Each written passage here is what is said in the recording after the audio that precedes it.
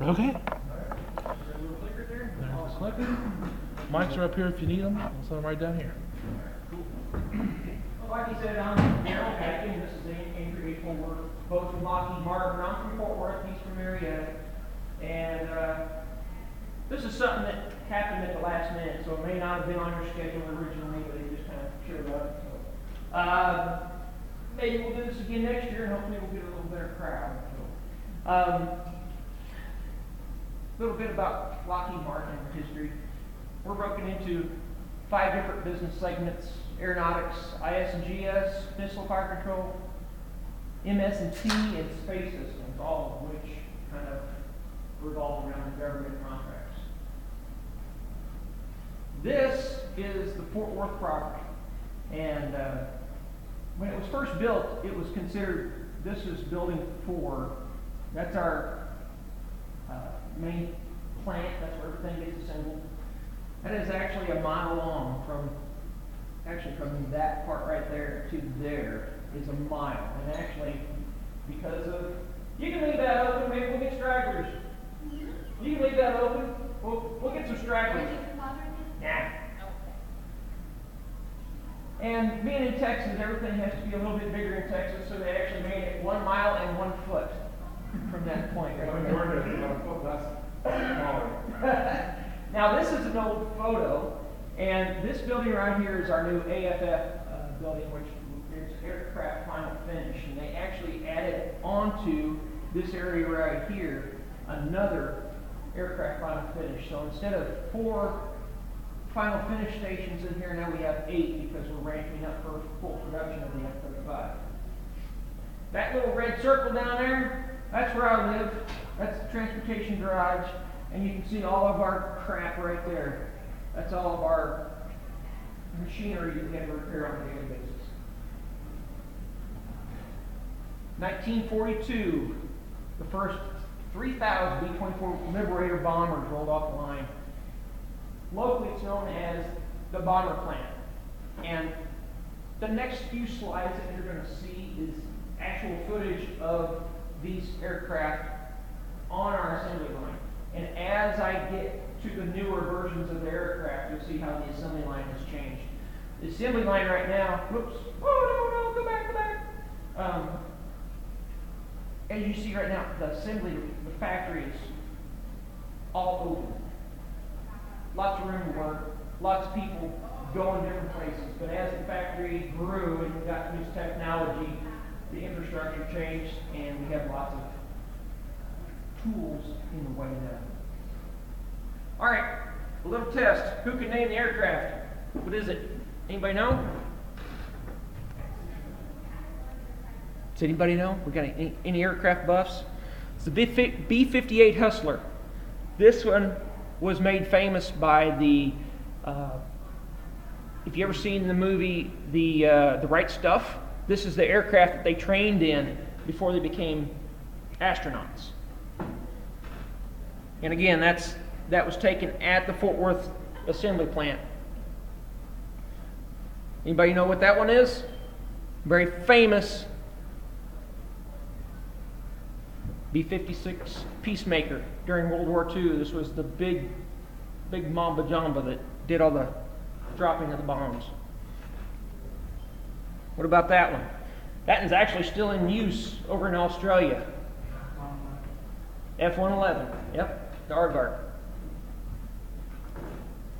This, as we get closer, this is a more, you can see how the factory's starting to change a little bit. They're putting stands around the planes for safety, and if you were to look back here, there was not much safety going on around there. Anybody know what plane that is? Joint Strike Fighter. Nope, not yet. F-16. F-16. There you go. F-16. Yes, that's been a workhorse. So what is the total now? About 5,800 planes we've produced and still making them. It's incredible. All General Dynamics. Yeah, General Dynamics was the original creator of that plane, and now it's moving to Lockheed Martin. All right, so this plane here was not produced in Fort Worth, but it has a significant name. The P-38 Lightning. This was considered a very unique plane for its time, a lot of technology for its time. And the pilots that flew these, I watched a documentary on it, they said that was the best plane to fly during World War II. That was the Cadillac to have. So they took the name, the Lightning, and merged it into our current model, which is the F-35 Lightning II, because of all the advanced technology we have in this plane. They actually flew them into Fort Worth one day, and this was soon after our first flight of the F-35, and they landed that P-38 on the runway, put it next to the F-35, and all the employees got to take a picture with it. It was kind of cool. Okay, now there's our factory. See how much clutter we got? A lot of technology going into the F-35 and a lot of automation. They're not very clear pictures, but you get the idea. This is this is what we call B aisle, and that is just cluttered with activity all day long. Moving parts, moving people, everything. All right, now this is a video, and I want you guys to pay close attention to how short of a takeoff this aircraft has to have. It doesn't even have a runway to take off, but this was just a demonstration back in 2014 of what some of its capabilities are.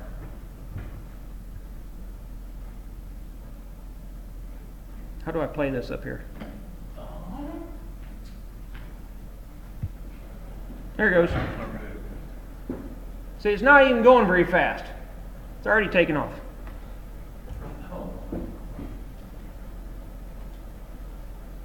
That's a lid that opens at the top.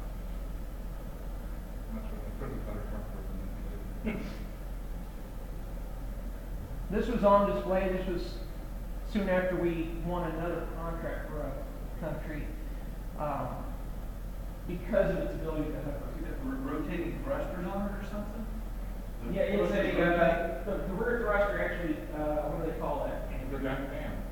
It's got a lip in the front, and the back will actually rotate down. Redirect. Right. Unlike some of the other ones, you could it won't burn the surface when it takes off. It's a cool burn, and the British version of the hover, which is I forget the name of the plane right now, but that actually you can only hover that thing for so long, so that's why they had to find a different replacement for that plane. All right, so enough fun stuff. But anyway, we still manufacture the F-16, the F-35. We do a little bit with the F-2 fighter for Japan. We've got 30,000 employees around the globe and 9 locations throughout the United States. This is aeronautics, not. This is aeronautics, yes. We're in the world. All right, so when you have a huge tractor like this, I have at all 3 sites that we have installed our Fuelmaster. We have 3,000 units that we track in Maximo. We have 3 locations that we refuel at. 2 in Marietta, 1 in Fort Worth, and 2 in Palmdale. And the 2 in Palmdale are actually not very close to each other. One is in Helendale, and the other one is actually on site. Marietta one's on the flat line, one is there. Okay, it's a lot more spread out. Right. Yeah, So they're not that close, but we all use the same infrastructure to collect data. So 3 major sites using 3 different. Why we needed Fuelmaster? Why did we have to have this thing? And this is one of the justifications I had to use to buy this product. 3 major sites using 3 different fuel tracking systems. PMs can only be based off of time and not their utilization. Could not get customers to bring the vehicles in. Hey, I need to change the oil. Bring the car in. Yeah. I need it. I'm on the flat line. I'm more important than you. Okay? Well, we fixed their wagon. Fuel reports had to be done at each location. I had to call that person, produce me a fuel report, and then send it to me, and then I would send it on to Ash and to our manager. So that wasn't very productive. All right. So we implemented Fuelmaster, and then started taking the data from Fuelmaster and actually paste it into Maximo. All three sites are now on one system. The fuel reports can be produced at any site by any approved user. Vehicle utilization can be accurately tracked and scheduled for PM. So instead of time-based PMs, now we can actually create the PM based on utilization. You can either do it by mileage or you can do it by hours. Which one is better? Hours. Because we have a lot of police units, security units that sit there and idle all day long. No mileage. But we base it off of hours when we can accurately change the oil when it needs to be. Do you also do it by how much fuel is actually going through the system? We don't track it by fuel, we track it by the hours. Okay. And I think there's a way you can do that, but we chose to do it by meter based off of hours.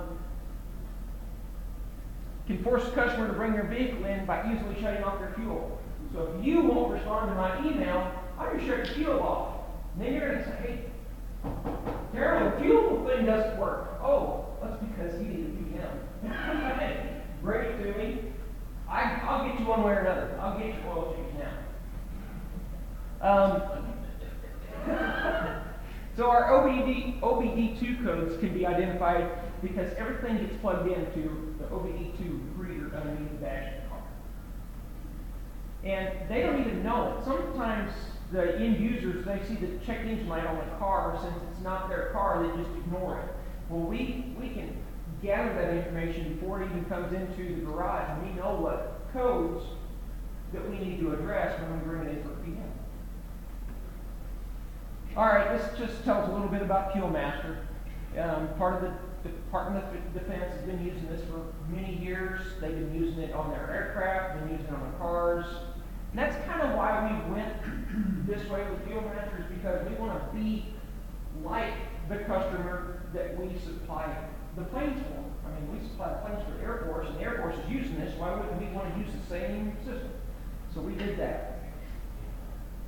All right, this is my Fuelmaster. This is where all the data gets collected.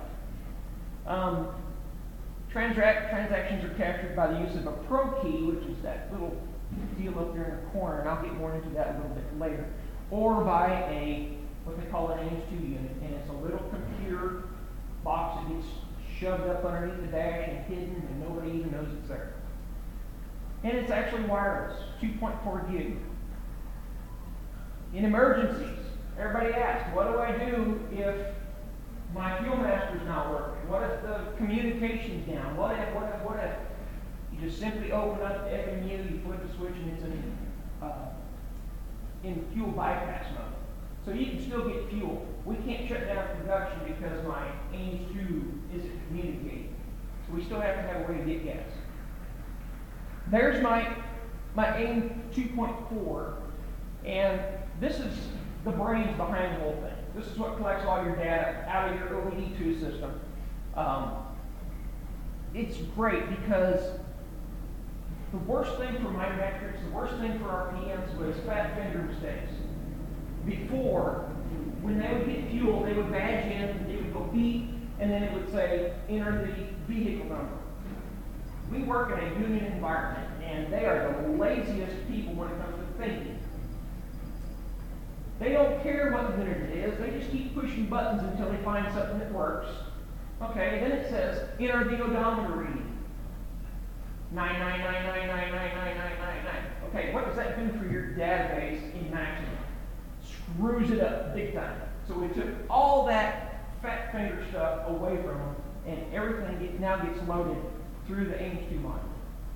We get accurate data from the car, and we actually get accurate mileage through the vehicle.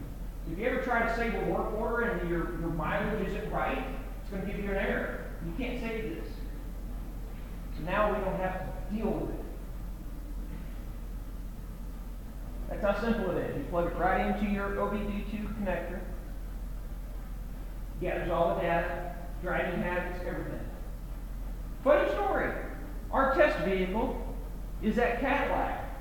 Okay, that's one of our chauffeur vehicles that we take our executives to and from the airport and around. And they came out and we did some training on it and showed them how to install it. First time we went to use it, I said, hey guys, go get some fuel. So they pulled up, they didn't have to do anything, they just got fuel. Got fuel and took off to the airport. They came back and said, hey, do me a favor, this is still a test vehicle, go get some fuel. I want to see how this thing works. So they got fuel. Didn't use much gas, but what I discovered was their driving habits. And I was like, hey, which one of you drove 87 miles an hour to the airport? And they're like, oh my gosh, they're watching us now. Okay? So that's just a few of the data that we can retrieve from the system. Very easy to program. You have a supervisor key, which is the red little pro key up there, and you have what we call a puck, and that's a hose ring that communicates with the neck ring on the tank. When they see each other, they get approval. It's really easy to program. You put the unit number in, you put the mileage in for initially startup, and it's done. Programming takes every bit of 20 seconds. Now, before we get into how we implemented it into Maximo, we've got to understand how it works. So, the car pulls up, the AIM probes the fuel management unit, which is the FMU, through radio frequency. And within 30 feet, you can be within 30 feet, that thing is already talking to it. And it's already taking all the driving habits, taking all the mileage and hours and all that stuff, and it's feeding it into that FMU. The vehicle is then identified. It says, I know who you are, and I know who you belong to, and I know what fuel you use. So it says, yeah, I know this is what is that? That's a Dodge. I know it's probably set up for unleaded. I'm only going to turn on the unleaded pump. I'm not going to turn on the diesel pump because we have people in the past that have blended our fuels accidentally, put unleaded into diesel, and that gets really bad.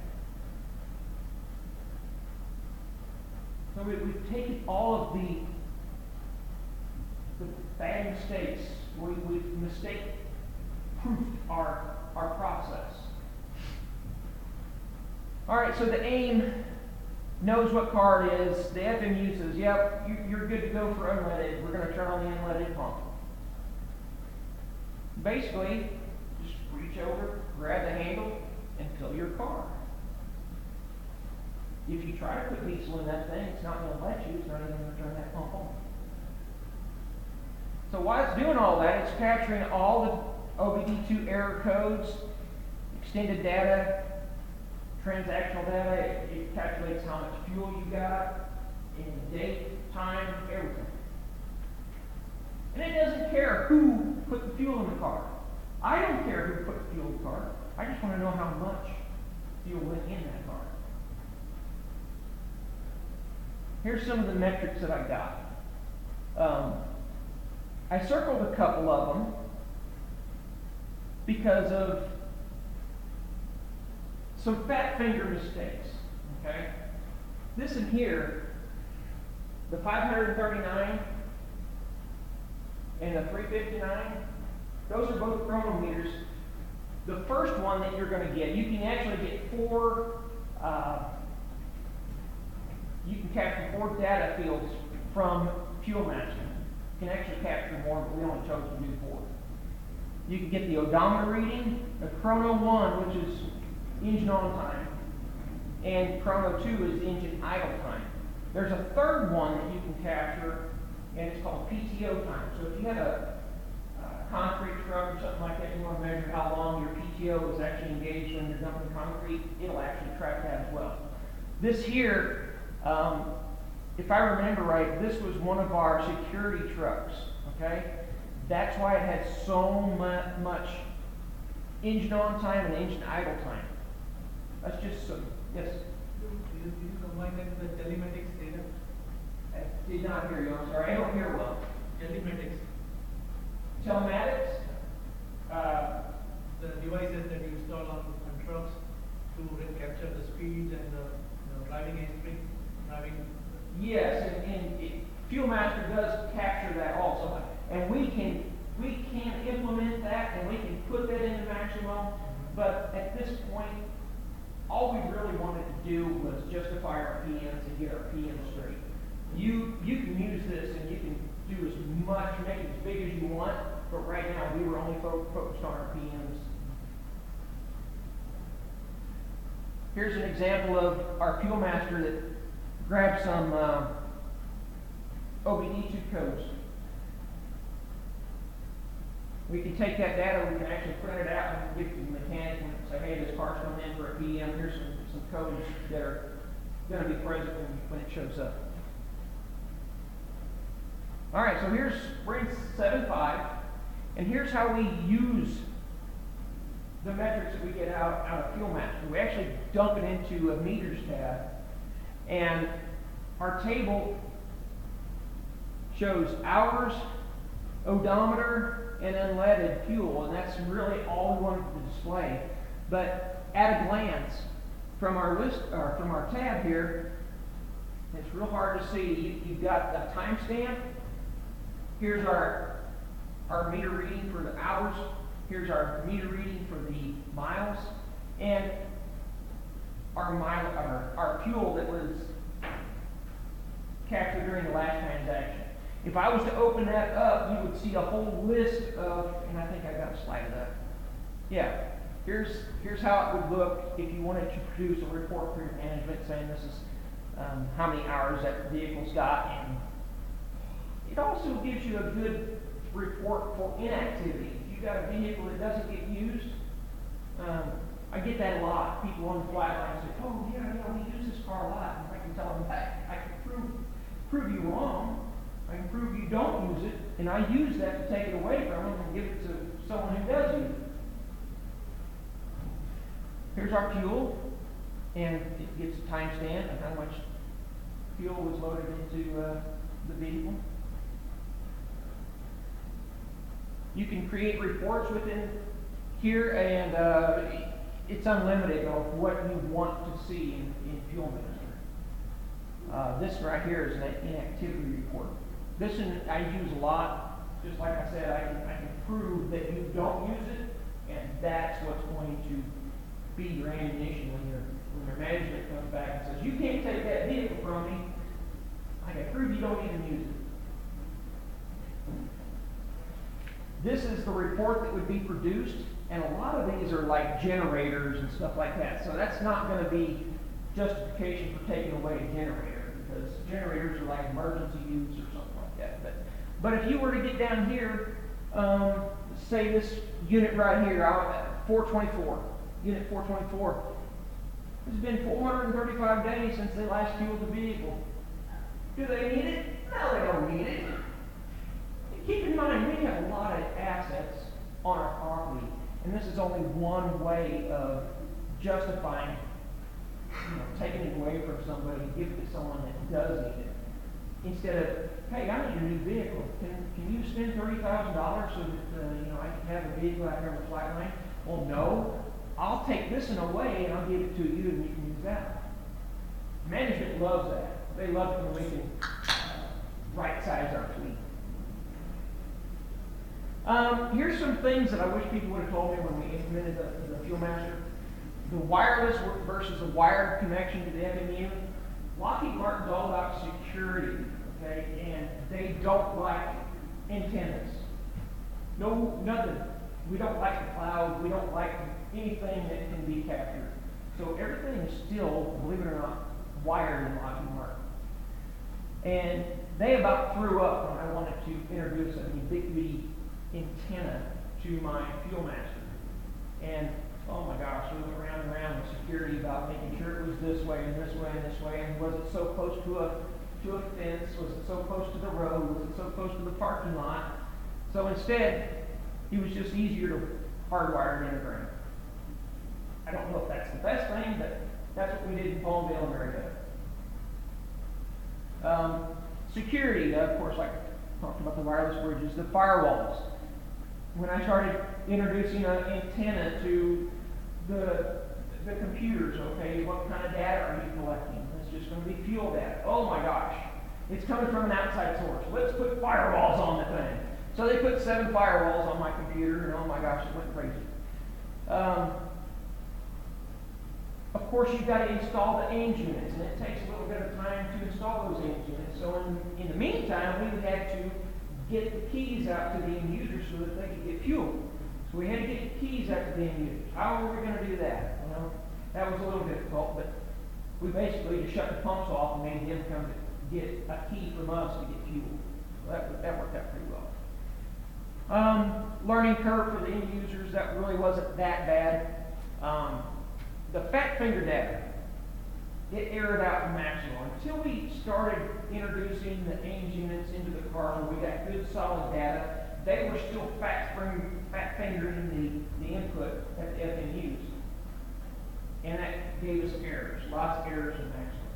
Now that we've got pretty much all of the assets outfitted with AIMS 2, that alleviated the problem. The AIMS 2, they said, oh, it only takes 15 minutes to install them. Now, in a unit environment, it takes 15 minutes to get ready to work on the car. So, it took about an hour to 2 hours per unit, depending on what kind of car you're installing it on. We were using Fuelmaster in Foamdale.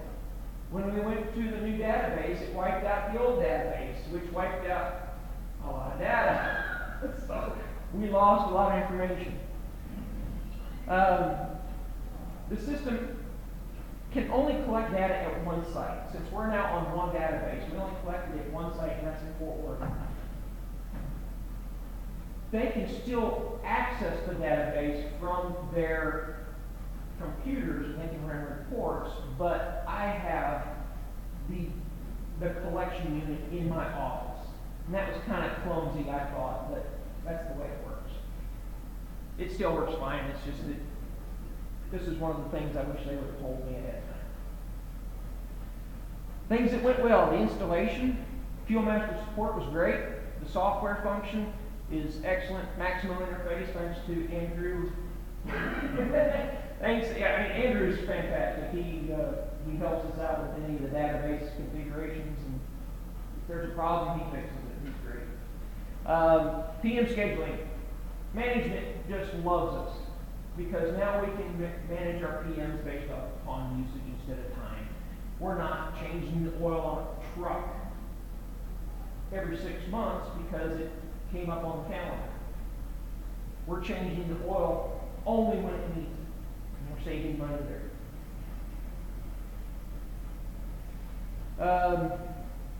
It's good usable data. It's easy to understand.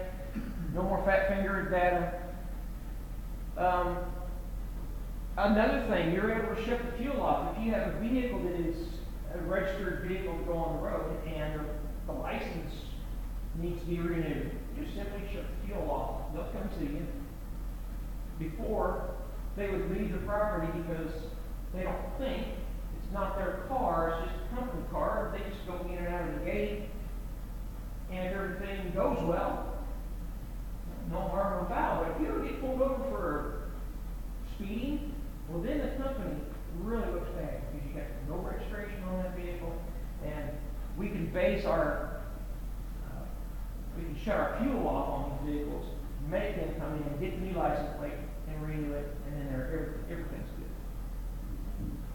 Like I said, I can monitor driving habits.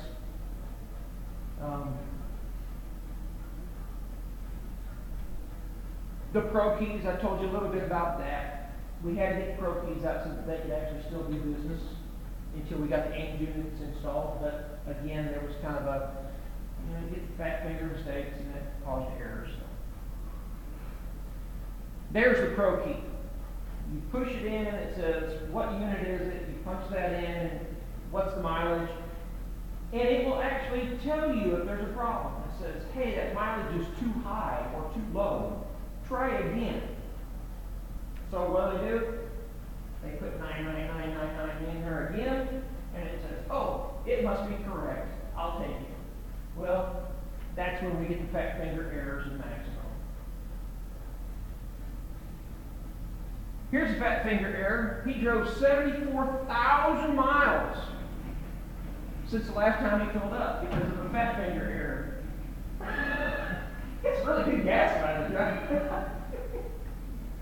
Over here, and these down here, they don't match. That's supposed to be right here. That one drove 32,000 miles.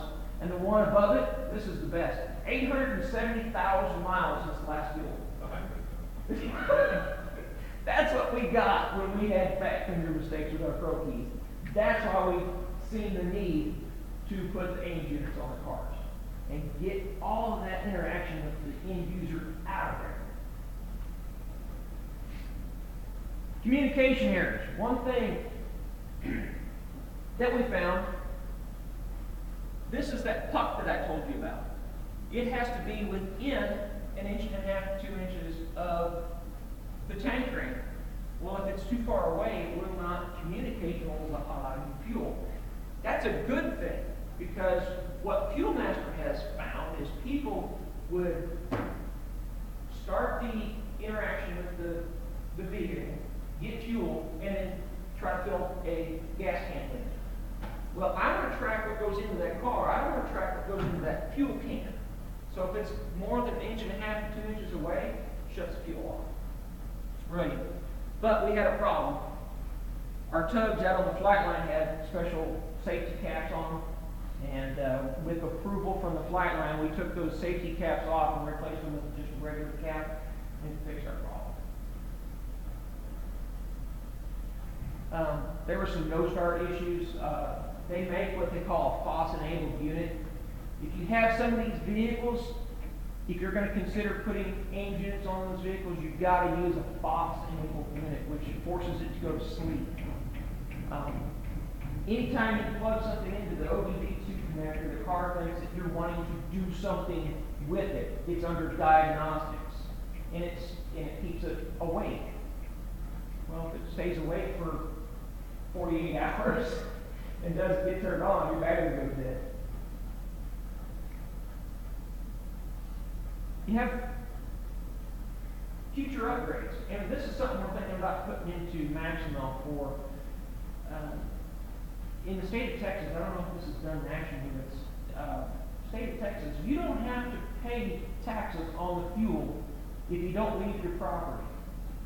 So if I have, out of the 1,500 units that I have on property, and only 200 of them are registered to go off-site on public roads, I only have to pay taxes on those 200 units for that fuel. Well, why would I pay taxes on all 1,500? So we have the ability to track it through gate passes, and Maximo can do that, or Fuelmaster can do that. We're going to load it into a flat file, just like we did, and we're going to put it into in our system. That's in the future. So we can track it by this vehicle doesn't leave, I will be paying taxes on it.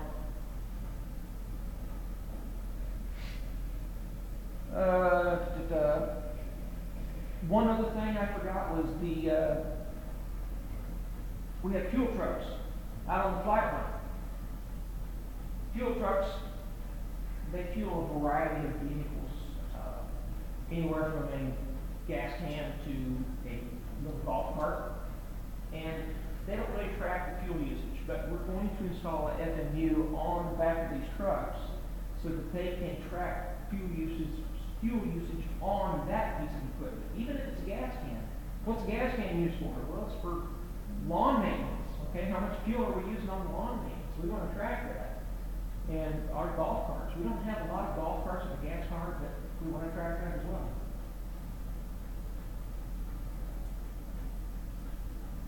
So basically, this is just a summary of what I went over earlier about scheduling our PMs, locking the vehicles out if they don't use the vehicle. If they're due for a PM, we can shut the fuel off and they can come in. But that's about it. We had a lot of success with the program, and our PMs are much better now that we're implementing that in Maximo. Yes. Good question. So Fuelmaster is something you load locally, right? It's not like a cloud service. It's not. No, it's done locally, yes. And they don't have any rights to your fuel usage or none of that. It's all your data. Yes, it's ours. And that was one of the things that they were concerned about was, can anybody access this data besides Lockheed Martin? And the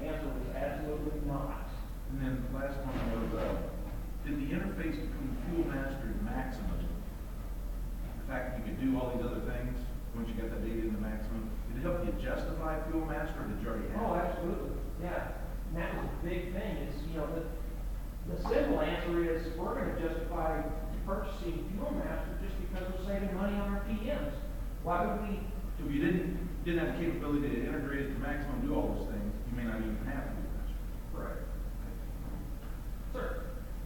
Question around the cost of something, with the amount of vehicles that you have across the different sites and the cost of implementing Fuelmaster with the new environment, it takes 5 times longer to implement.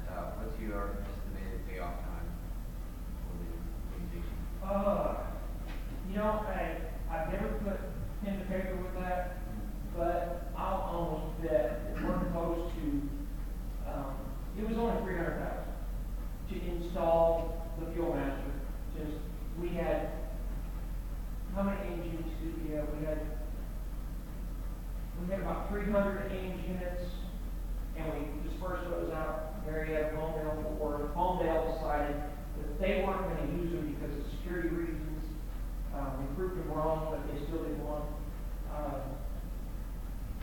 It was only 300,000, so I would guess, just for the savings of PMs and the fuel usage and all that, I think we're already close to paying that thing off. So the tax savings and then the Yes. reduced number of PMs. We've only been in it for a year and a half. How do they interface? Okay, Andrew. Question, so the answer's so easy. It comes in through that, the inbound, Okay. it's the intergration, the acquisition. So is there an out of the box thing going on that just comes in? It had to be configured to match, but. Is it to the meter stable? Yes. It's going into the RFA table, and then there's various things you can do with it to figure out again. Yeah. So it's made all the normal, MDOs and everything. In my world, what happens is, every day, there is an upload. At 8:01 a.m., I ping, it has an IP address, and I ping all 5 of those sites at 8:01. It's all automated. And I collect that data. Everything that happened in 24 hours, I collect all that data, and it sits on my computer all week. And then Monday morning, and this is something you and I can talk about, Monday morning at 9 o'clock, they have to run a report because Lockheed Martin makes them do this because it can't be automated for some reason, but they have to run a report. And not all that. And he reaches in, he runs that report, and he takes all that collected data through the week and plops it into Maximo.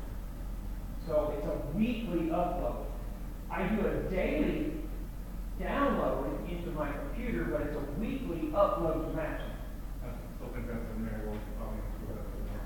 I was not involved with the part of why they have to do that manually each time, so. Yeah, it was a little funny, but that's what they came up with. But definitely with things like this, they make us go through a secure execution from the other system to a staging area where we can then grab it from. Sure. And, they're always adamant that it has to be, because of our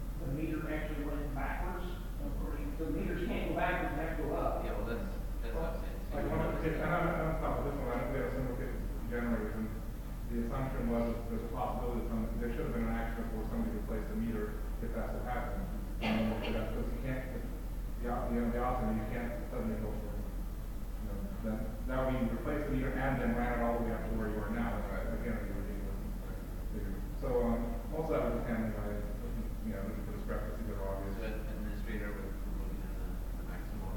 Yeah, and we, since we've implemented the H2 units, and we're about 80% complete on getting those throughout the whole fleet, our errors have gone to zero, because there's no more bad thing mistakes, and I rarely see any type of error come across because of a meter-based problem. Rarely does that happen. Now, what is good is, the mechanics love it, because at a glance, they can go to the maximum, and they can tell right away, you know, this thing's got 300,000 miles on it, why are we even working on the dumb thing? You know, that's something that management wants to see too. Before, we had to rely on the last work order, because the last work order, you would type in the mileage, or you would type in the hours, and you had to rely on that, but now, you get it immediately during that upload. So it's been a big plus. Anybody else? It's really been a good program. It's been, I